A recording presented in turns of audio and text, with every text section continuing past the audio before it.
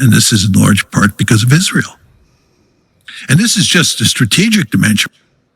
Yes. Right. So there's no question that Israel and the United States sometimes have similar interests, yes, and sometimes have different interests. Let me give. So, this is John Mearsheimer. I think that I've already covered John Mearsheimer on the channel, but anyway, John Mearsheimer is somebody who I have a ridiculous amount of respect for, and he does not need me to say that.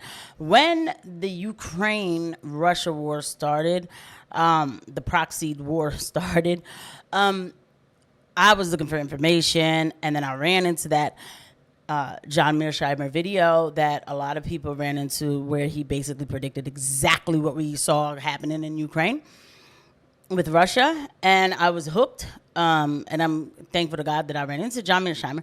And then when October 7th happened, and then now I had to learn all this new stuff because I had been so, looking at Ukraine for so long, and I was very, well, let me put it this way. I was willing to be aware of American foreign policy and how lethal it is, but I never touched the Palestine subject because I think I knew deep down inside it would break my norms, and I may not have been ready for that, and that's a selfish answer.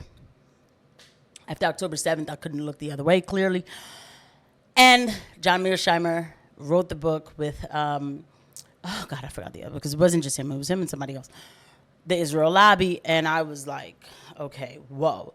And that started the journey to everything else, and the final link of me realizing exactly where we are today. So this is a little bit of a clip of John Mearsheimer talking about U.S. and Israel interests, and then we'll go into what's going on right now with Palestine. Give you an example of this. The United States has a vested interest in making sure Iran does not have nuclear weapons. Yes. We're against proliferation. It's in the American national interest. It's obviously in Israel's national interest for Iran not to have nuclear weapons, right? So two states can have similar interests. In the case of Israel and the United States, they also happen to have different interests. And what we have in the United States is a situation where we have this thing called the Israel Lobby, which I, of course, have written about with Steve Wald, which goes to great lengths to push the United States to support Israel unconditionally. By the way, guys, please don't forget to hit the like and subscribe button and the notification bell. I will be making more of these videos. I'm really trying to push them out because I need to get this channel up to 1,000 subs and 4,000 watch hours, because my thing is I want to go live. I love going live to talk about stuff, the daily news, what's going on in the country and around the globe and all of that. So I have to be able to get these numbers so that we can break that and go live and get to know each other. And I do thank everybody who is watching. In other words, no matter what Israel does, we are supposed to support Israel. And the lobby is so effective, it is so powerful, it is so effective that we basically end up supporting Israel unconditionally. What that means, Tucker, is in those cases where Israel's interests are not the same as America's interests, we support Israel. We support Israel's interests, not America's interests, because over and against America's interests. Of course, because the interests clash in those specific instances. Right. Which is, as you noted at the outset, just the nature of sovereign countries doing business with each other. You're going to agree on some things and disagree on others. Absolutely. But can you think of any moment in the last, say, 40 years where there was that clash between non-converging interests, where the United States chose its own interests over Israel's interests? No. That's deadly. So, it's not funny. Let me run it back. I'm sorry. I have to run it back. I'm sorry. Tucker, is in those cases where Israel's interests are not the same as America's interests, we support Israel. We support Israel's interests, not America's interests, because over and against America's interests. Of course, because the interests clash in those specific instances. Right. Which is, as you noted at the outset, just the nature of sovereign countries doing business with each other. You're going to agree on some things and disagree on others. Absolutely. But can you think of any moment in the last, say, 40 years where there was that clash between non-converging interests, where the United States chose its own interests over Israel's interests? No. No, I can't think of anything that fits that description. I mean, one could argue that Israel wanted us to fight against Iran in 2024, that they tried to bait us into attacking Iran in April and then in July. And as I said before, the Biden administration did not take the bait. Can you think conversely of instances where the U.S. government chose the interests of a foreign power over and against its own interests and its people's interests? Besides the Israeli case? No. In the case of Israel, we're allied with Israel informally, and they want us to do something that is hurtful to us, does not help our interests at all, but we do it anyway. Can you think of examples of that? Two-state solution is the best example. Every American president since at least Jimmy Carter has pushed forcefully for creating a Palestinian state. We have long believed that the best solution to the Palestinian problem, which is the taproot of so many other problems that we face in the Middle East, is to create two states. So every president has pushed hard, except for maybe Donald Trump, for a two-state solution in the Middle East. The Israelis have rebuffed us at every turn. And it's all lip service, because at the end of the day, we still provide aid to Israel as the settlements continue to expand, okay? So it's all lip service too. So it doesn't matter. So here's the thing too. I don't like calling it a Palestinian problem. I call it an Israeli problem. I absolutely do. Also, when he says it's the tap root of our issues in the Middle East, it is. I mean, that's where a lot of stuff comes from. When these people descended upon Palestine back in 1948 and then pushed a bunch of Palestinians to, the corners of their own country, the Nakba, you guys, I think we've already at this point realized exactly what that is.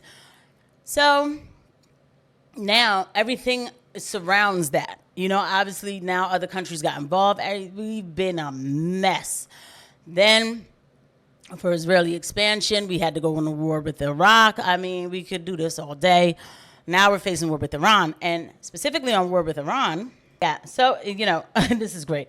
I actually ran into this. This is perfect. But I just wanted to, specifically on war with Iran. This came out 8 hours ago. Israel is likely to launch another war with Iran before December, perhaps even as early as late August. Foreign policy. This is coming out of the foreign policy, and this is what they're talking about now. Apparently, Megatron is posting that Netanyahu once again is calling the people in Iran to overthrow the government for him. It's a 12-day war on us, and they lost miserably. They lie through their teeth, but on rare occasions, they tell the truth. A few days ago, the Iranian president said, "We have problems with water, electricity, money, and inflation. Where don't we have a problem? There won't be any water in the dams by September or October." He's right. So he's using their sanctions, because obviously we place sanctions on Iran for Israel. America pretty much exists to serve Israel. So they're having crises, and he's saying, you can tell that because I don't really let Netanyahu play too much. The message is, we're going to, hey, get rid of the government and you get your water back. Okay? Extraordinary, right? So this is what they're talking about with war with Iran. But when it comes to Gaza right now, we know that the journalists, the Al Jazeera team of journalists, they were murdered, because, the Israelis like to, from pattern recognition, we know that they like to end journalists so that their crimes can go unnoticed. And I believe, now this is my predictions, that it is all because they are going to go in, military style into Gaza and finish the job. This is what you hear Donald Trump telling Netanyahu, and then while also saying we can't stop Israel from doing what they need to do. Netanyahu calls it liberating the Palestinians. Okay, and then I'm also hearing conservative radio stations saying that they do need to go in and finish the job. Hamas is a threat. These kind of talking points. Where I believe, especially with the Gulf countries getting involved with it, I do think that what's going to happen is they'll do what they need to do. I don't like speaking a certain way because we are talking about human lives, and I think the plan is for them to do what they need to do, leave a token few there, and then pretend like they brought peace to this situation. And I just don't think that, I think it'll be just a lie for people to move on from the genocide, and for Israel to continue to expand and continue to get stronger and get what they want. And so this is a problem because also there's still problems in Lebanon where they are requesting for the resistance to disarm. There's that, they still, and this is why they want that. And so actually, which because of this situation about Iran, we might see more movement in Lebanon. We might continue to see a lot of movement in Lebanon because that will weaken Iran. It will get that out the way so that they continue to move to Iran. Iran is still the goal. Iran is not going anywhere, so none of this is surprising. But when it comes to things like this, I definitely pray because it's just war on top of war on top of war, and people are being slaughtered, starved and slaughtered. Thank you for watching.